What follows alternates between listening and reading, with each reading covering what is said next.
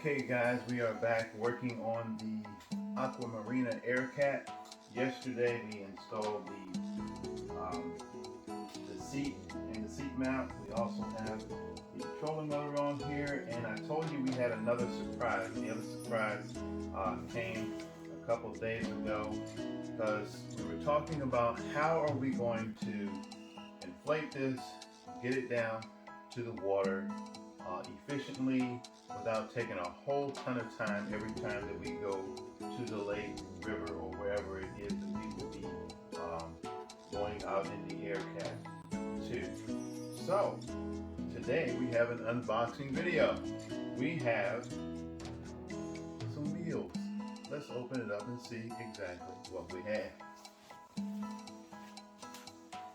I did a lot of research online and through much agony and searching and shopping and all of that, I came up with the most efficient, highly rated wheels that are out there. It came down to 3 different models that I eventually decided on, and these look to me to be the easiest as far as accessibility, being able to mount them and put them on and off of the catamaran at the water or wherever it is that we are, because it's got to be easy. If it's not easy and it creates an issue as far as the trolling motor or outboard motor moving around, then it's really not worth it. So what we have here are the Seamax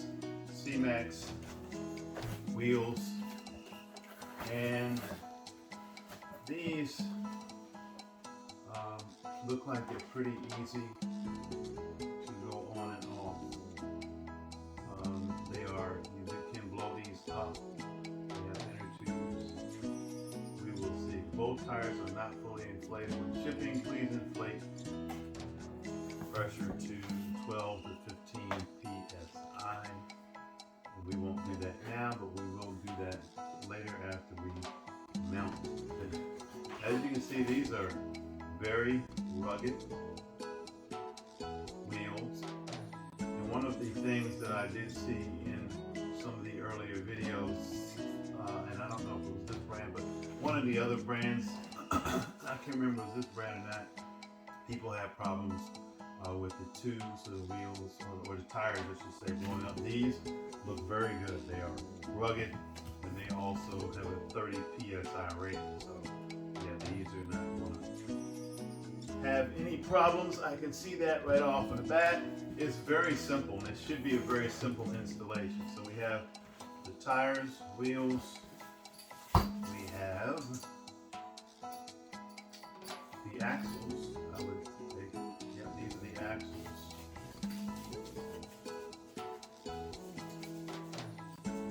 And it's very simple, not much in this box at all. We're going to mount them on our transom, and these you can either fold up or clip off. I can't remember exactly the model that these are called, and I will look it up and put it in the description of this video. But it's pretty much straightforward. You have 4 bolts, which I believe will mount these to the transom. You just have to put them in place. And these are very rugged. These are, everyone who did a review on these said that they were very rugged, well made, really smooth, rounded edges. Because I noticed some of the other models that were trying to copycat good models had sharp edges, and once you mount the mounts on the back of the transom, you're eventually going to have to fold up your boat and get it to where you want to go before you inflate it. And what you don't want is sharp edges on anything, because this is an inflatable, and the very fact it is an inflatable, you don't want any sharp objects interfering or causing puncture wounds on your inflatable. So it's pretty simple. 4 pieces mainly, and the wheels. 4 bolts that I'm sure we will mount through the transom. The biggest thing that we're going to have to do is make sure we get these at the right angle and height so that when we install them and flip them down, that they will be in the proper position to do exactly what we want them to do. And as you can see on the sides of these, they have little buttons, and you just push them in and then you can move them. So, all right, say if I push in this one on the bottom, flip the wheel up, locks in place, up, out of the way. So what we're going to do is mount these on the transom so that when we come off of the water or on the water, we will flip the wheels up and out of the way. So we're going to find the optimum mounting position for these. I know we're going to have to drill holes in our beautiful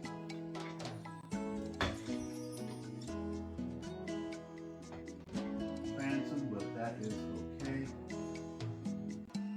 And these are going to be so simple because I'm going to use the line on the bottom of this transom for the measurement. So this won't take long at all. But remember always to measure twice and drill or cut once. You don't want to make a mistake and then say, oh my God, look what I did. This is not going to work. So we're going to see how far.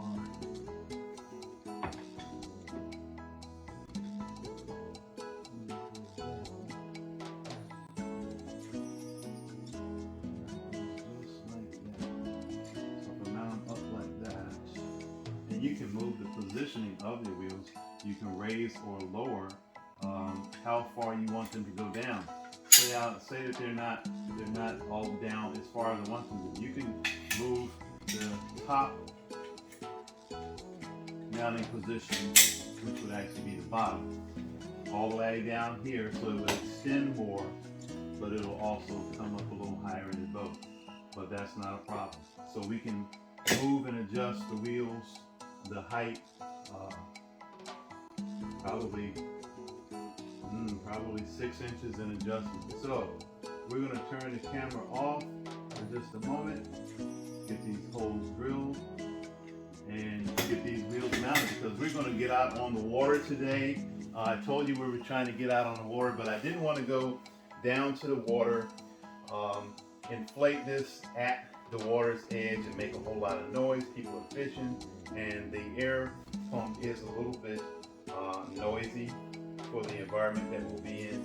So what we're going to do, mount these wheels on here, deflate the boat, take it to the water, and then later on we will have a video of our first experience on the water. So stay tuned.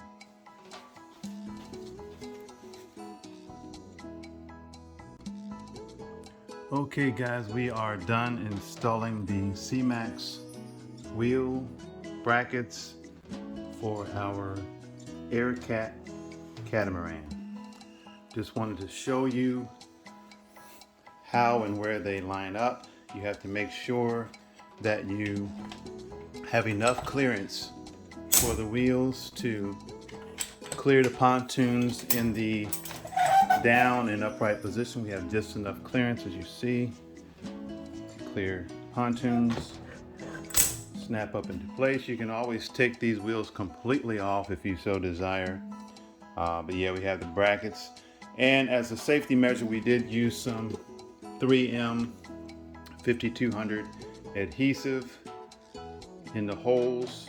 After we put this, after we drilled the holes, we filled that and then put the screws in so that it is completely watertight. So let's put it back down on the ground. I had to lift it up to get everything installed and see how they roll. Okay guys, we have installed the Seamax wheels. We We have plenty of clearance on both sides of the pontoons. Let's see how it actually rolls. Let's roll. So we're about ready to go to the lake and test this baby out. So let's see, when we get down to the water, this is what we're going to do. We're going to inflate the boat at the truck, then just gently head on down to the lake on these wheels, slide the boat in the water. A lot of people say slide it in front first. That way when you get in, you can slide it the rest of the way in and then flip the wheels up. We'll have to see how that works. But when you get to the water, after you roll it down to the dock, you won't be scratching up your hull. Then you simply just lift this, push in the 2 detents, and slide the wheels up and out of the way. It's not hard at all to do.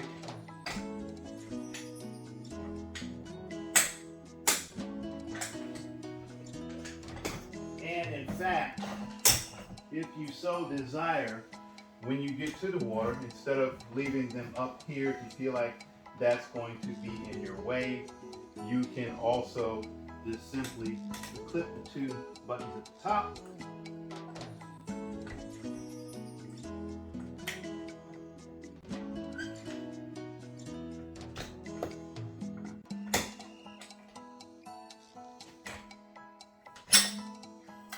Slide them completely out and sit them inside the boat.